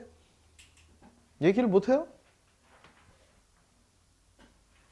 그런 걸 표시하는 게 기본입니다. 자, 옆에 지수. 틀렸어요? 자, 아는 사람 얘기해 보세요. 왼쪽에 있죠? 어디 있어요? 사실 나도 만취당을 되찾지 못하게 된 것을 가슴 아파하고 위에서 14번째 줄 정도입니다. 아버지의 그것을 비할 수는 없지만 사실 나도 만취당을 되찾지 못하게 된 것을 가슴 아파하고 있었다. 나오잖아요. 그러니까 앞부분 전반절을 사실관계를 놓치는 경우가 많아. 그러니까 정확하게 확인하는 습관 들이세요. 몇 번 답이라고 했는데 질문자는? 1번. 만취당을 소재로 하여 아버지가 살아온 삶을 드러내고 있다. 이게 왜 틀렸다 생각했죠? 정보가 좀 부족하다고 생각했어요. 자, 보기를 봐야 됩니다. 이게 뒷부분이잖아요. 그러니까 만취당을 소재로 하여까지는 전반절이잖아. 아버지의 삶을 드러내는 건 본문에서 찾는 게 아니야. 보기에서 찾으시라고. 보기를 보면 3개의 작품 감상고리가 있는데 자, 우선 밑줄 한 가족의 삶의 모습을 통한 감상이다. 이를 통해 가족들이 살아온 삶의 다양한 양상을 발견할 수 있다. 이게 1번이야. 다음은 사람이 사는 현장인 현실의 모습을 통한 감상. 이게 2번이야. 환경오염 현실 얘기하는 거야 그게. 그 다음 3번이 부자 간의 갈등 중심으로 한 감상. 이게 3번이요. 그러면 1, 2, 3번 중에 몇 번이 근거가 돼야 돼?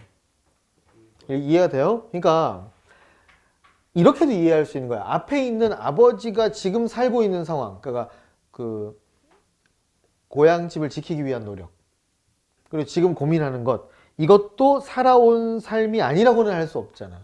그러니까 현재에 좀 가깝기 때문에 살아온이란 말이 좀 마음에 걸릴 수는 있어. 그럼 그걸 판단하는 기준이 뭐냐? 보기라고. 그러니까 보기에 1번에 보면 온 가족의 삶의 모습이 다 나와 있다고 나와 있잖아. 그러니까 1번을 틀린 걸로 하기에는 출제자도 부담이 너무 큰 거야. 그걸 이해를 해야 돼, 네가. 그래서 답을 4번으로 가야 되는 겁니다. 넘어갈게요. 자, 마지막에 5번입니다.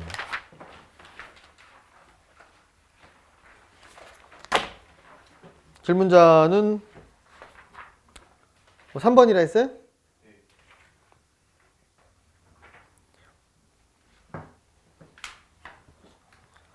그 것은까지 끊어.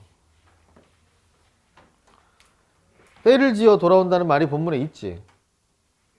그 다음에 뒤에 인간이 따뜻함이 살아있는 공동체 의식을 통해 미래의 희망을 보여준다는 게 어디 있어? 이거 어디서 찾으라 그랬냐고. 복이 어디 있냐 말이야. 부정적 현실에 대한 희망을 제시하고자 있잖아.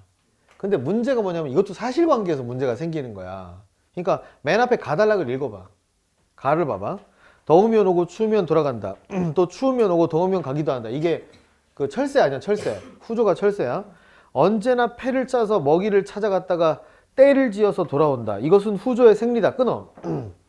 근데 거기까지가 중요한 게 아니고 그 다음 문장이 중요하다는 건 자네가 알잖아. 그러나 반드시 그렇지만은 않은 후조도 있다가 이 글의 주인공인 97이 아니야, 이 사람아. 그러니까 이 글의 주인공인 97이는 때를 지어 다니는 철새가 아니고 혼자 다니는 철새라고요. 이해돼요? 그 다음 보기를 보세요. 보기 이렇게 나와 있습니다. 세 번째 줄에, 네 번째 줄에 또한 시대의 조류에 맞춰 자기 편한 대로 살아가는 인간 유형과는 다른 밑줄 예외적 인물을 제시해서 희망을 제시하고 있다. 그러니까 다른 인물들이 때를 지은 놈들이 있고 972가 있는데 이 글에서는 972를 통해서 희망을 제시하고 있다. 이게 보기의 얘기잖아요. 그런데 동그라미 3번에는 때를 지어 돌아온다는 게 희망을 보여준다. 이렇게 얘기하고 있잖아. 이해돼요? 오케이. 자, 지난 시간까지 우리 열심히 했고요. 이번 시간에 11강, 12강을 가면 됩니다. 오늘로써 이 문학 교재는 마무리를 하겠습니다. 자, 지금 영상으로 수업을 듣는 학생은 잠깐 멈추고 14강부터 11강의 14번부터 17번까지 푸세요. 그 표가 나오면 표를 활용을 해야 돼. 안 나오면 본인이 그려야 돼. 근데 나오면 활용을 해서 빨리 풀어야 돼. 그러면 제일 먼저 표시해야 될 게 죽은 사람 표시해야 돼. X 쳐봐. 누구야? 화욱 죽었고 요부인하고 정부인 죽었어. 그 다음 표시해야 되는 건 나쁜 놈 표시해야 돼. 누가 나빠? 신부인, 화춘, 주씨까지 나쁜 거야. 그러면 답이 바로 나와야 돼. 정답은 1번이지. 왜? 뭐가 빠져야 돼? 기억이 빠져야 돼. 그 기득권에 대한 불안감은 기억은 안 느끼지. 리을 미음은 맞죠. 아니 근데 매력적 오답이 5번이야. 5번 지금 여기 2명밖에 없지만 딴 반에서는 좀 많이 나와. 그럼 리을 미음의 근거를 갖다가 한번 얘기해 봅시다. 현이가 얘기해 보자. 5번은 왜 안 되는 거야?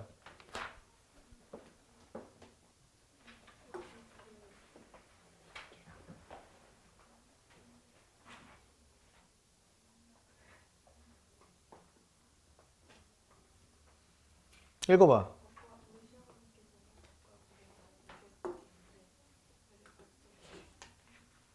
자, A를 보세요. 지금 니네가 찾아야 되는 단어는 바로 두 단어. 덕과 공경이라는 단어를 찾아야 돼. 5번을 확인하려면. 그럼 그 단어가 어디 있는지 확인을 하면 앞에 페이지에 오른쪽 단에 맨 위에 있단 말이야. 자, 올라가서 지금 현이는 A 부분을 얘기했지만 사실 그 앞부분입니다. 앞에 보면 그래서 대대로 아끼고 보호하며 반드시 누구한테 주라고요? 덕이 있고 공경을 갖춘 며느리에게 전해주기로 했다더군요. 오른쪽 단의 위에서 두 번째 줄부터 있잖아요. 그런데 이 청옥패와 홍옥패를 이 두 명의 부인이 가지고 있잖아. 그러니까 인정받았다고 할 수 있는 것이죠. 넘어갑니다. 자, 다음 15번은 전부 다 1번, 뭐 대부분 1번이라고 했어요. 1번이 답이죠. 근거를 좀 물어보겠습니다. 자, 윤영이 왜 1번이 답이에요? 15번에 쫓아냈어요. 까마귀를 쫓아내면서 나를 잡아가려거든 부르지나 말려물라라고. 끝이에요? 그게 다예요? 네. 근데 밑에서 봉사가 뭐라 그래요? 근데 춘향이 확신한 게 아니잖아요. 그렇지. 춘향이의 생각이 아니지. 근데 봉사가 이렇게 얘기하면 춘향이의 생각이 바뀌었을 수도 있잖아. 그러니까 무엇도 얘기를 해줘야 되는 거야. 그 다음 춘향이의 반응도 얘기를 해줘야 되는 거야. 근거를. 그러니까 일단 제일 잘못하는 친구는 이런 친구입니다. 까마귀 등장하는 장면은 다 찾았잖아. 근데 그 밑에 가만히 있어. 까마귀가 가옥가옥 그렇게 울지. 좋다 좋다 이렇게 얘기했잖아. 이건 누구의 대사야? 봉사의 대사야. 근데 지금 동그라미 1번은 춘향이가 확신한다 아니다 얘기하니까 이 봉사의 대사는 근거로 들면 안 돼요. 그게 제일 잘못하는 학생이고, 지금 윤영이처럼 그 위에 문장 춘향이는 까마귀를 부정적으로 보고 있지, 자기를 잡아간다고 보고 있는 거야. 근데 그것만 들면 좀 부족합니다. 왜냐하면 뒤에 봉사가 좋다고 얘기했잖아. 그러니까 그 뒤에는 생각이 바뀔 수도 있는 거지. 그러니까 그 다음 대사가 뭐야? 대사는 없지만 춘향이, 그러니까 그 얘기를 해줘요. 장탄수심으로 세월을 보냈다고 생각이 안 바뀌었다 까지 가야 되는 겁니다. 수심이라는 건 슬픔이라는 뜻이니까. 그러니까 이거는 사실은 틀리면 안 되는 문제예요. 다 맞아야 되는 문제입니다. 정답은 1번이에요. 좌절하는 것은 어떤 대사에서 확인할 수 있어? 동그라미 2번. 딱 그 부분만 표시해봐. 나 죽을 꿈 아니요. 이 부분. B에서 바로 위에 줄. 나 죽을 꿈 아니요에서 좌절. 그 뒤에 극복을 하냐 못하냐가 문제가 아니고 일단 좌절하잖아. 나 죽을 꿈이라고 생각을 하잖아. 방향성이 부정으로 똑같잖아. 나머지도 다 그렇게 찾아야 되는 겁니다. 문제는 이제 16번이에요. 별표 3개 합니다. 이 문제를 시키려고 이 지문을 여러분들한테 시킨 거예요. 여러분 지금 보세요. 1번 간 사람 2명, 2번 간 사람 1명, 4번 간 사람 뭐 한 6명, 5번 간 사람 1명, 이렇게 여러 가지로 나뉘어지잖아요. 어려운 문제의 특징입니다. 내가 1명, 2명한테만 한번 물어볼게요. 제일 많은 4번 일단 물어봅시다. 오케이, 가겠습니다. 답 얘기해 줄게요. 일단 보기를 봅시다. 보기에서 길게 정확하게 얘기하면 그거와 관련된 게 답이죠. 일단 보기에서는 동그라미 친 게 시선이 정보의 소유의 차이를 얘기하는 거잖아. 자, 정보의 소유 몇 명의 차이를 얘기하는 거야? 누가 제일 넓어? 작가가 제일 많이 알아. 당연한 거 아니야? 그 다음 작가가 막 알려주는 사람 누구야? 독자들이 알고 있어. 그 다음 제일 적은 사람이 등장인물이 되는 거야. 그러니까 등장인물은 일반적으로 끝까지 이제 제한된 정보만 알고 있는 거지. 그러니까 여기서 춘향이가 이몽룡이 급제했다는 것을 급제한 당시에 알아버리면 재미가 그냥 거기서 끝나버리는 거 아니에요, 소설이. 재미가 없잖아요. 자, 1번을 보겠습니다. 서술자는 옥중에 대한 정보와 봉사에 대한 정보를까지 끊어. 여기까지가 무슨 절? 제발 순서대로 하세요. 여기까지가 무슨 절? 전반절이야. 지난 시간에 배웠죠? 전반절은 사실관계 파악인데 이 사실관계는 전혀 문제 없잖아요. 넘어갑니다. 춘향의 시선으로 독자에게 제공한다. 이건 어디서 확인하는 거야? 보기에서 확인하는 거야. 그럼 보기에서 확인되는 시선은 세 종류야. 누구의 시선이야? 대답해봐. 작가의 시선, 춘향의 시선, 독자의 시선, 세 개가 있는 거 아니야 지금. 그런데 이 시선으로 누구한테 전달한다고요? 독자한테 전달한다니까 뭐는 빼야 돼 여기서. 독자의 시선으로 독자한테 전달할 수는 없잖아. 그러니까 둘 중에 하나인데 춘향의 시선이 아니면 작가의 시선, 이런 데에 나대이 맞비를 쓰는 거야. 그러니까 얘가 아니면 얘잖아. 그러니까 혹시 작가의 시선이 아닐지를 따져봐야 되는 거야. 첫 번째 단락에서 A에서. 그러면 춘향은 모르고 작가만 알고 있는 상황이 A 부분에 나오는지 확인해 봐야 돼. A를 봐. A 부분에 위에서 첫 번째, 두 번째, 세 번째, 네 번째 줄까지는 춘향이가 아는 얘기야, 모르는 얘기야?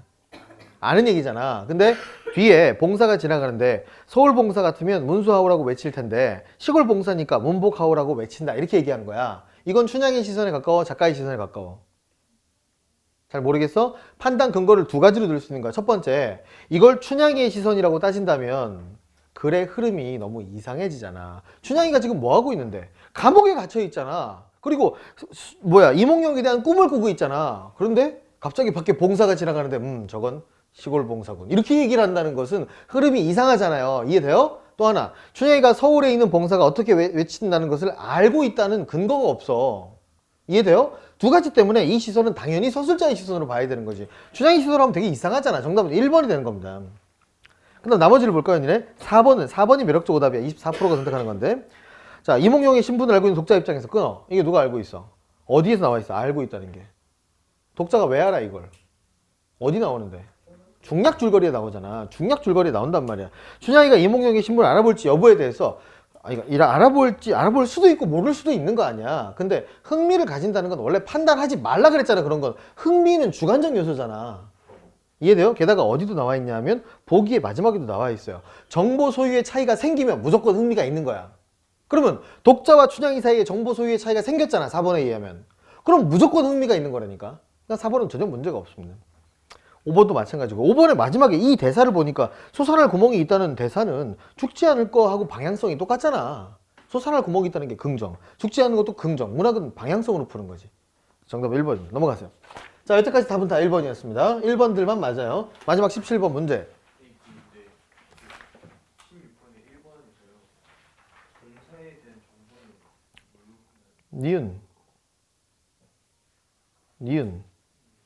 그러니까 옥중에 대한 정보는 춘향의 시선도 맞아. 근데 왼쪽에 니은을 보면 봉사에 대한 정보 아까 설명을 한 거 아니야. 봉사가 서울 봉사가 이렇게 외치고 시골 봉사가 이렇게 외친다는 게 춘향의 시선으로 보면 너무 어색하다고. 흐름이 안 맞고 그다음에 춘향이 그걸 알고 있다는 증거가 없다고. 사투리를 알고 있다는 증거가 없단 말이야. 다음 17번. 시간 관계상 바로 설명하고 마치겠습니다. 원래는 뒷장에 이것도 풀어와야, 이것도 이제 설명해야 되는데, 자, 혁태 이거 잘 기억하고 있어. 12강에 15, 16번. 그거 적어놔. 선생님이 이건 먼저 설명해 줘야 된다고 얘기를 해. 아, 그리고 니네는 숙제는 이거 아니? 11, 12강 다 푸는 거야, 결국은. 11, 12강 다 푸는 거고, 비문학은 10강 풀어오는 겁니다. 비문학 10강. 3개가 숙제예요. 숙제 적지 않으니까 빠리빠리 하세요. 자, 17번만 설명하고 마치겠습니다. 오른쪽 단 보세요. 위에서 세 번째 줄, 나조를 호령하고 한매에 죽이라. 이게 동그라미 1번. 위에서, 오른쪽 단에 위에서 7번째 줄, 나조를 호령하고 한매에 죽이라. 동그라미 1번. 밑으로 대략 20줄 정도 내려와서 이놈을 죽이면 원혼이 되어 괴로움이 있으리라. 동그라미 2번. 그러니까 첫 번째 대사에서는 얘를 죽이라 그러잖아. 근데 두 번째 대사에서는 죽이면 안 되는 것처럼 얘기하잖아. 모순되잖아, 두 개가. 1번 봐. 왕은 전우치를 죽이려는 의도를 바꾸지 않고 있다 그랬는데, 그럼 이게 틀린 것 같잖아. 그런데 세 번째 대사가 또 있어. 밑에서 6번째, 7번째 줄입니다. 너는 방금 죽일 놈이라. 사은함은 무슨 뜻이뇨? 이게 동그라미 3번. 이렇게 되는 거야. 죽인다고 했어. 근데 안 죽이는 것 같아. 근데 또 죽인다고 했어. 어느 게 왕의 진심이야를 판단하기 위해서는 2번을, 이게 모순되는 거니까 해석을 할 때 이거하고 이거의 관계에서 모순되지 않게 해석을 해야 되는 거야. 그러면 앞에 그림 얘기가 나왔잖아. 그림 얘기 바로 다음에 이 얘기가 나왔으니까, 아, 죽이긴 죽일 거고 죽이긴 죽일 건데 그림 그리자는 소원을 안 들어주고 죽이면 원혼이, 그러니까 여기서 죽이면이라는 게 소원을 안 들어주고가 빠진 거야. 죽이면 원혼이 돼서 괴로움이 있을 테니까 소원을 들어주고 죽이자, 이렇게 해석을 해야 된다고. 그러니까 선생님이 여기 써준 거에서 대사의 의도를 판단한다는 것은 전체의 흐름이라는 얘기가 관련된 앞뒤 사건을 판단하고 모순이 되지 않게 생각을 하면서 판단하는 능력이 필요하다는 거야. 답은 1번이야. 그래서 생각을 안 바꿨다고, 바꾼 적이 없어. 2번은 바꿨다고 생각하면 안 된단 말이야, 해석을. 이게 추론이에요, 추론. 이해돼? 그 2번 답을 한 사람들 있냐 여기? 아, 여기 없네. 3번. 왕은 성관이 등장할 때마다 미리 알고 기다리고 있다. 그 첫 번째 보면 위에서 6번째, 7번째 줄인가? 아니네. 8번째 줄이네. 국왕은 옥황의 칙지를 받으라. 책을 덮고 있어. 옥황의 칙지를 받으라. 그러니까 그 다음 단어에서 뭐 딱 동그라미 쳐져 있어야 돼? 놀라서 딱 동그라미 쳐져 있고 거기다 3번 쳐 있어야 될 거 아니야. 미리 안 게 아니잖아, 놀라서가. 그러니까 그거 3번으로 추론할 수 있는 거지. 이런 거를 디테일하게 찾아와야 돼. 선생님이 다음 시간에 숙제에 왔을 때, 자, 어디냐 이렇게 물어봤을 때 버벅대면 안 되는 거야. 그러면 본인이 생각을 했더라도 적어놓지 않으면 다 까먹으니까 반드시 적어놓고 올 수 있도록 합니다. 여기까지.